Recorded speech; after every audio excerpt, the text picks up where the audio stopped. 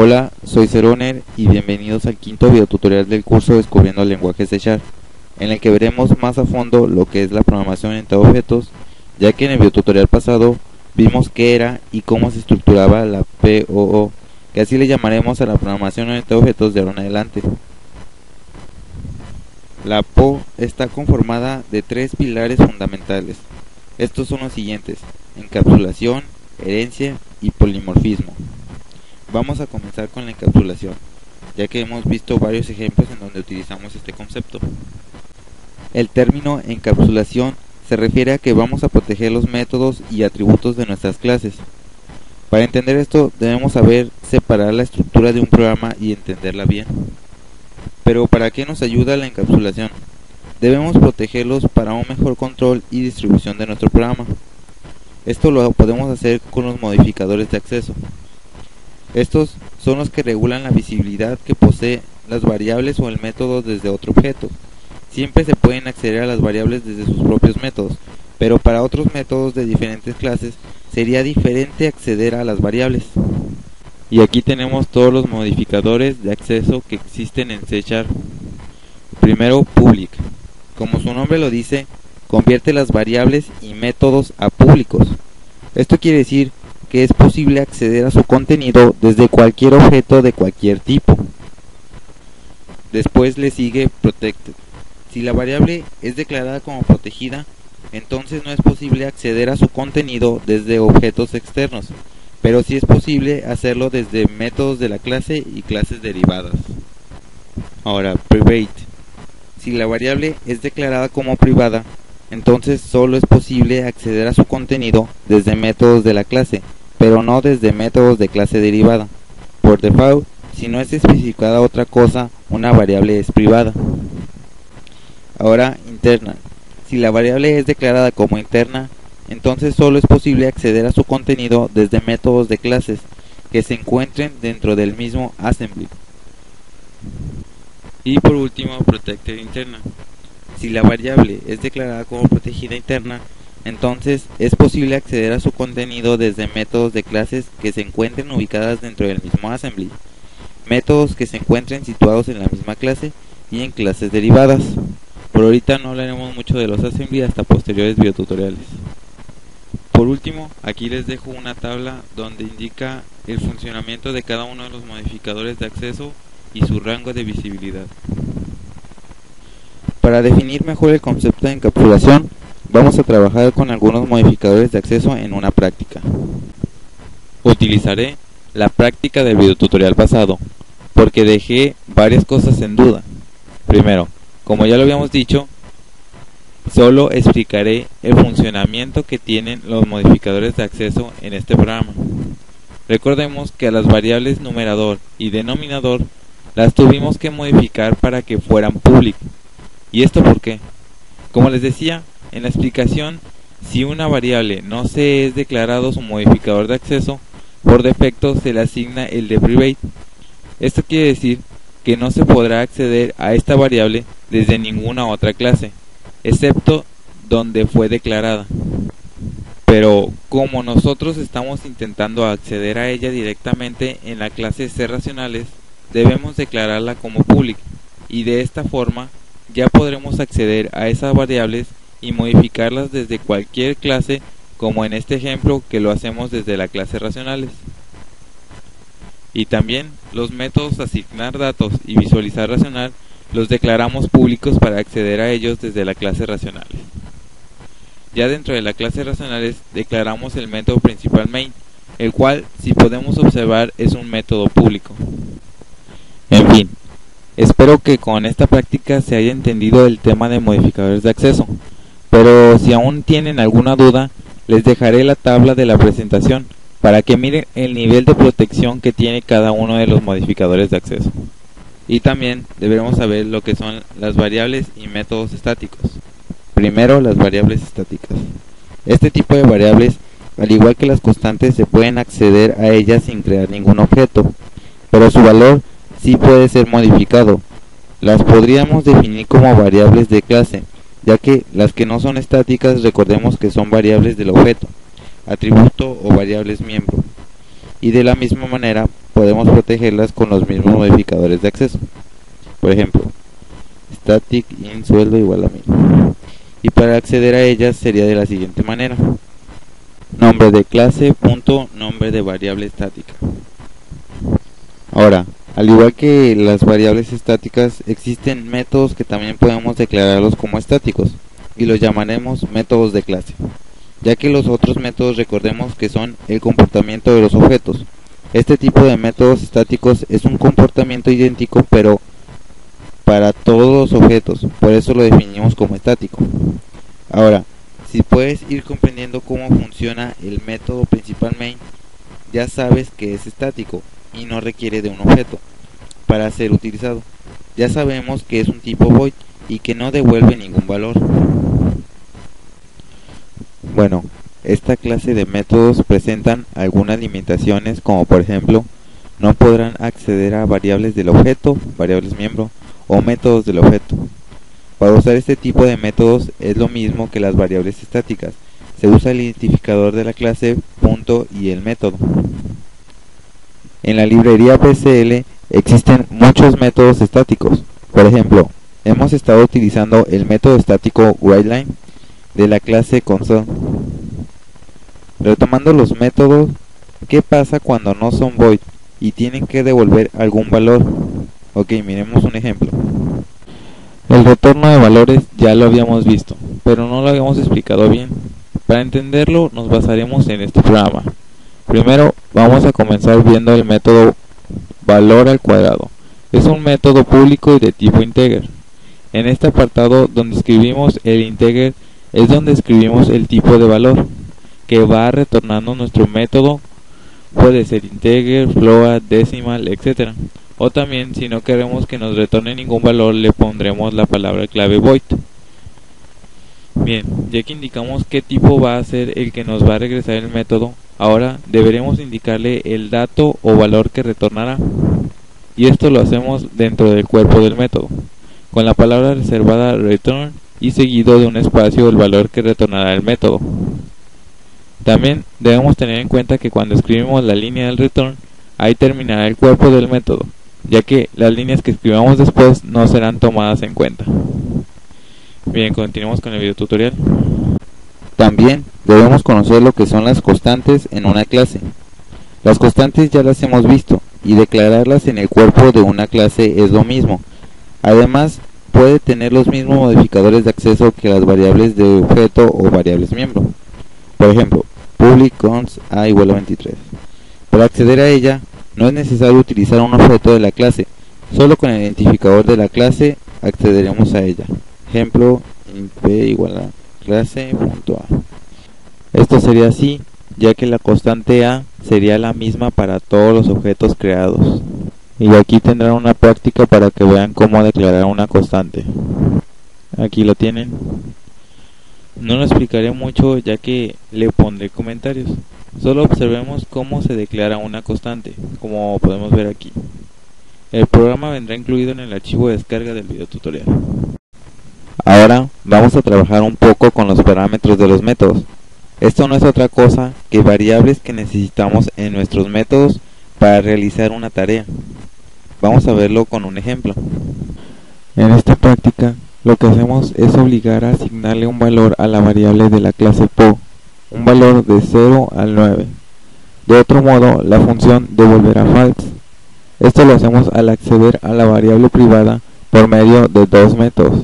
El primero, que será el que le asignará el valor a la variable, y el otro nos retornará su valor.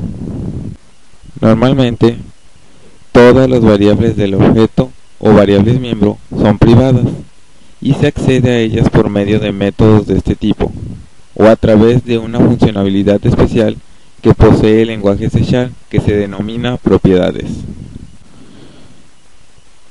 Y por último, solo crear un objeto en el método main y mandar a llamar a esos métodos. Pero lo que debemos comprender aquí es cuando utilizamos el método fijarValor, que estamos insertando un parámetro el cual lo modificamos para podérselo asignar a la variable privada de esta clase. En este ejemplo sencillo, no habría problema si nosotros quisiéramos modificar la variable privada, ya que estamos en la misma clase, pero si quisiéramos acceder a ella desde otra clase, deberemos hacer este código. Esta práctica también vendrá en el archivo de descarga del videotutorial. Los parámetros generalmente siempre se pasan por valor. ¿Qué significa esto? Simplemente se realiza una copia de la variable original a la del parámetro. Esta práctica también vendrá en el archivo de descarga del videotutorial. El segundo de los pilares de la programación orientada a objetos es la herencia. Esta es una de las características más importantes de la POO, porque permite que una clase herede los atributos y métodos de otra clase. Ahora, ¿cómo podemos entender este concepto? La herencia la definimos con este diagrama, en donde tenemos nuestra clase que en esta ocasión será la clase B, la cual heredará las propiedades y métodos que necesitamos de la clase A, que podemos definirla como superclase, y subclase a la clase B y C. Hay ocasiones que a esta también se les define como clase padre a la superclase y clase hija a la subclase. Y muchos nos preguntaremos, ¿para qué nos sirve esto de herencia? Esta característica nos sirve para poder reutilizar código. El código que desarrollemos dentro de una clase lo podremos volver a utilizar en otra, y así no estar creando código innecesario. Debemos tener en cuenta que todas las clases que creemos y que estén definidas dentro de la BCL son clases hijas de la superclase Object. Esto quiere decir que todas las clases que creemos heredarán los métodos y atributos de esta clase padre. Bien, como todo aprendizaje es más fácil aprendiendo practicando. Claro, no podíamos empezar a programar sin conocer estos conceptos. Por eso yo opto por conocer el concepto primero y después hacer una buena práctica. Así que manos a la obra. En esta práctica creamos tres clases. La primera le llamamos vehículo, la cual contiene un atributo llamado caballos de fuerza y dos funciones que son arrancar y detener, que estas son las funciones principales de un vehículo. Seguidos dos clases que son automóvil y palanca mecánica, los cuales también tienen sus respectivos atributos y métodos. El automóvil tiene un atributo llamado cantidad puertas y dos funciones que son abrir puerta y cerrar puerta. En cambio, la pala mecánica tiene un atributo llamado peso máximo de levante y las funciones levantar pala y bajar pala. Pero el problema aquí es que las dos tienen la función de acelerar y detener, y también las dos tienen el mismo atributo de caballos de fuerza. Podríamos escribir dos veces la declaración de estos métodos, pero para eso existe la herencia, para no tener que hacer esto. Tan solo haremos que estas dos clases, automóvil y palanca mecánica, hereden de la clase vehículo y puedan utilizar los métodos de esa clase. Y esto lo hacemos así. En la declaración de la clase, primero el identificador de la clase, seguido dos puntos, y después el identificador de la clase la cual queremos que herede. Y ahora, si creamos un objeto de alguna de estas clases, podríamos utilizar los métodos y atributos de la clase la cual heredamos. Como vemos aquí, creamos un objeto de esas dos clases y después mandamos a llamar a cada uno de sus métodos, pero también a los de la otra clase que heredamos. Lo ejecutamos y vemos cómo nos muestra los mensajes de texto de cada uno de esos métodos, indicándonos cuál método se va ejecutando. En Visual Studio tenemos un apartado para poder ver la herencia más fácil. Esto lo hacemos dando clic derecho sobre cualquier lugar del explorador de soluciones y después en ver diagrama de clases. Y aquí lo tenemos. Como podemos ver, aquí tenemos la clase vehículo y las clases automóvil y palanca mecánica, las cuales heredan de la clase vehículo y también la clase herencia auto, que es la que contiene el método main. Esta es una mejor y más fácil forma de visualizar la herencia cuando estamos programando orientado a objetos. En posteriores videotutoriales que empecemos con proyectos más complicados, trabajaremos con esta interfaz. Por ahorita solo queda decir que en estas flechas de la esquina superior derecha son para expandir el cuadro y ver el contenido de esa clase, como vemos aquí, que es el atributo cantidad puertas y los métodos abrir puerta y cerrar. El panel que se abre en la parte inferior es para crear los métodos y atributos de las clases. En fin, También esto lo explicaré en posteriores videos. Por ahora solo lo mostré para que se comprendiera bien el concepto de herencia. Ahora vamos a ver los constructors. Muchos nos preguntaremos qué es lo que hacemos al momento de crear el objeto de una clase. Pues una de las funciones que se ejecutan automáticamente al momento de crear un objeto es la de mandar a llamar al constructor de la clase. ¿Pero qué es esto de constructor? Este es un método el cual nos sirve para inicializar los atributos de la clase. Dicho constructor lo podemos definir de manera explícita cuando lo declaramos nosotros, o de manera implícita cuando no lo definimos, y es creado por defecto por el compilador.